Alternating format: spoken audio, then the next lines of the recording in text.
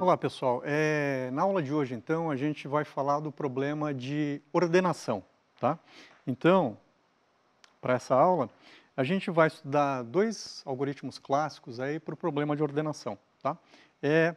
E o que vem a ser o problema de ordenação, né? Então, basicamente, né, nesse problema a gente tem uma sequência de números, né, que estão em qualquer ordem, né, e eu quero entregar essa sequência para o meu algoritmo e eu quero que ele me devolva uma sequência ordenada, tá? Ou seja, eu quero uma sequência que os elementos dela estejam posicionados do menor valor para o maior valor, tá?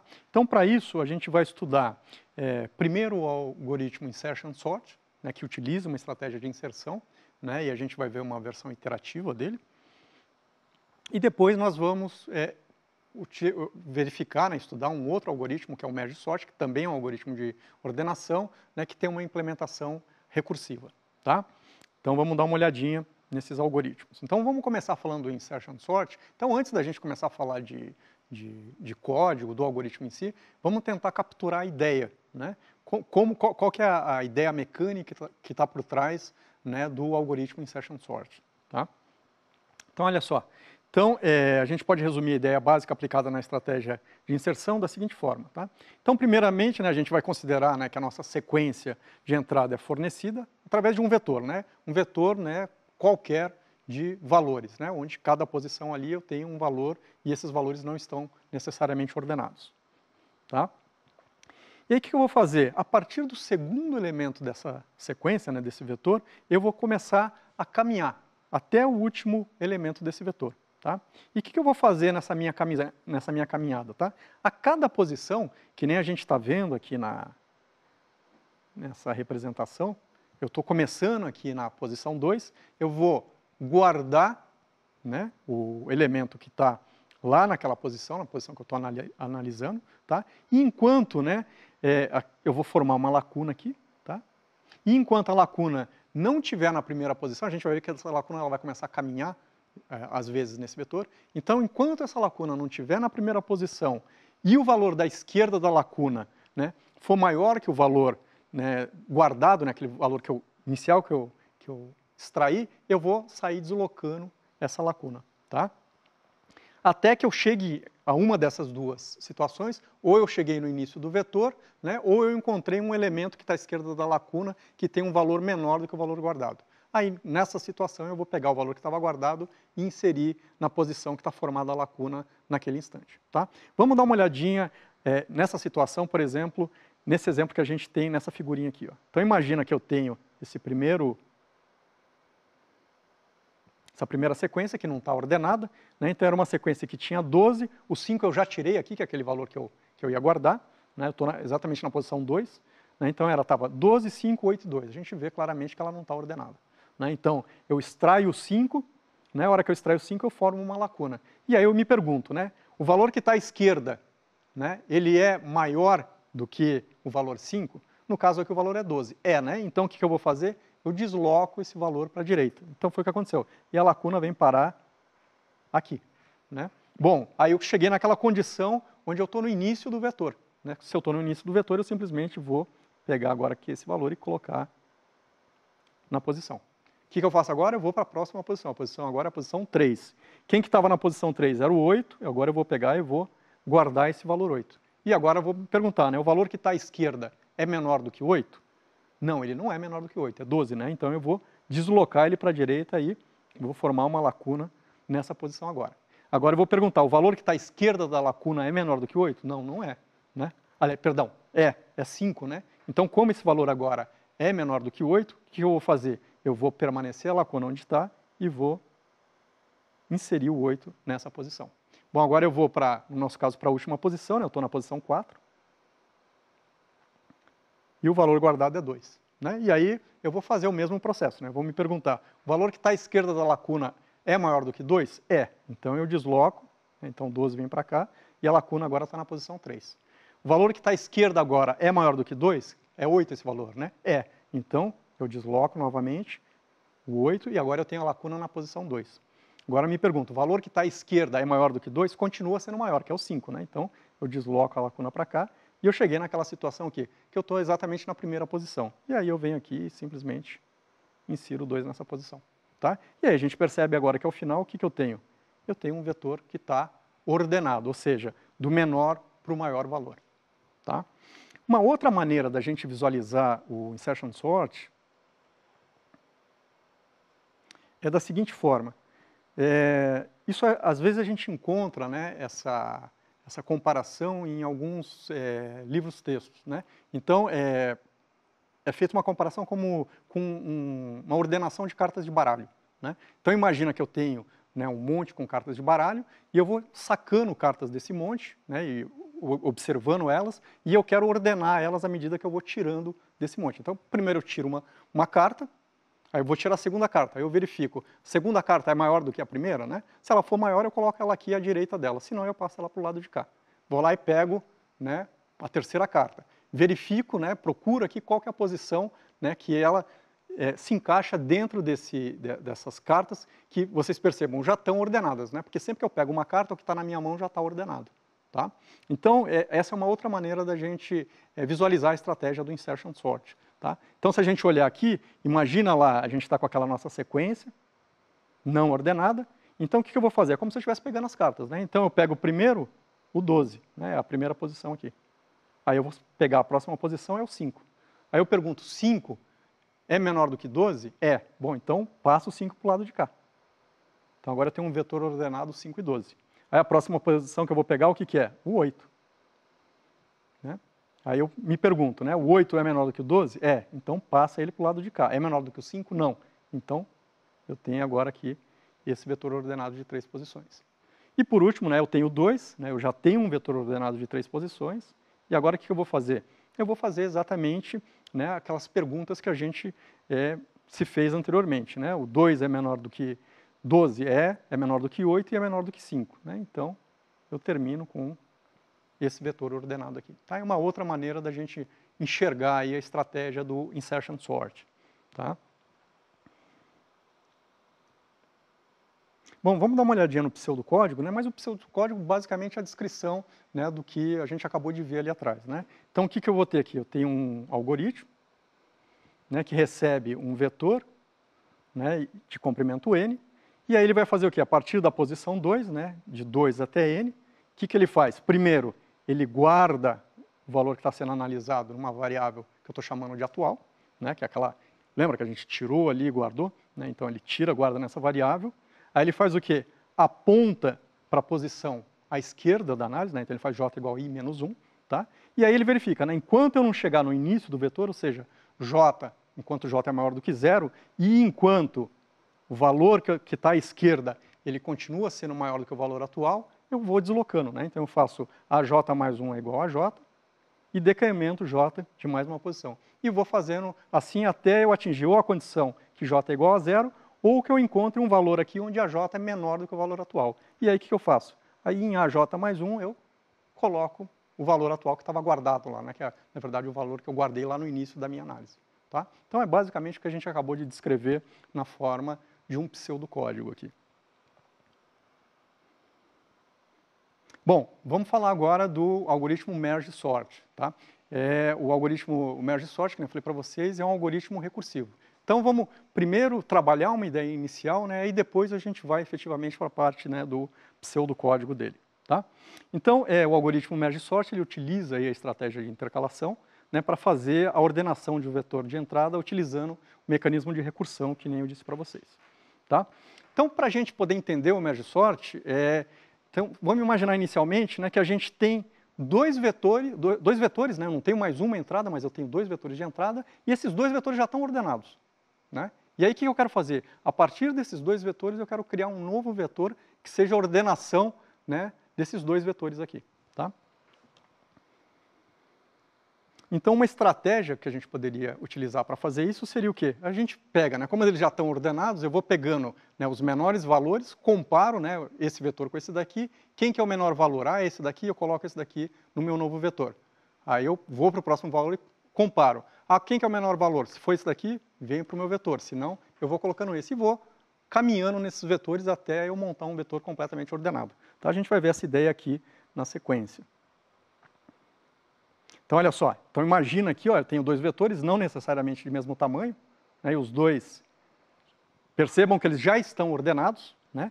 Então, o que eu faço aqui? Eu comparo, né, o menor elemento de cada um deles. Então, primeiro eu comparo 2 com 7. Quem que é menor? É o 2. Então, o 2 vai para o novo vetor. Depois, o 5 com 7. Quem que é o menor? É o 5. Então, o 5 vai para o novo vetor. E caminha uma posição. Agora só sobrou um 9 aqui. Aí, comparo 9 com 7. Ah, não, agora o 7 é menor. Então, o 7 vem para o novo vetor. Comparo o 9 com 8. O 8 é menor. Então, o 8 vem para o novo vetor. Né, compara agora o 9 com 10. Opa, agora o 9 é menor. Então, o 9 vem para o novo vetor. Agora aqui eu não tenho mais outro. Eu já consumi, né, todo o vetor à minha esquerda, né, só sobrou nessas duas posições do vetor à direita, que estão ordenadas. Então, eu simplesmente escrevo essas posições aqui e formo o meu vetor final ordenado. Tá? Então, eu parti de dois vetores ordenados e consegui fazer, aplicando essa estratégia, fazer uma ordenação e criar um novo vetor, né, que é o resultado da ordenação desses dois vetores. Tá? Essa vai ser a ideia básica do algoritmo merge. Né? Veja que o nosso algoritmo é merge sort, tá? Mas, na verdade, ele tem um pedacinho, que é o merge, que, na verdade, a gente vai chamar ele de combina aqui, que é exatamente o que vai fazer esse processo que a gente acabou de descrever aqui. Só que a gente tem um problema, né? Primeiro, a gente assumiu que esses vetores já estavam ordenados, né? E o nosso problema, o nosso vetor de entrada não está ordenado. Segundo, eu só tenho um vetor, eu não tenho dois vetores. Né? E esse problema aqui a gente acabou de aplicar para dois vetores. Né? Então, como que a gente consegue transformar o nosso problema inicial nesse problema? Então, olha só. E se eu quebrar o vetor original em dois? Né? Se eu quebrar ele em dois vetores, eles continuam sendo dois vetores não ordenados.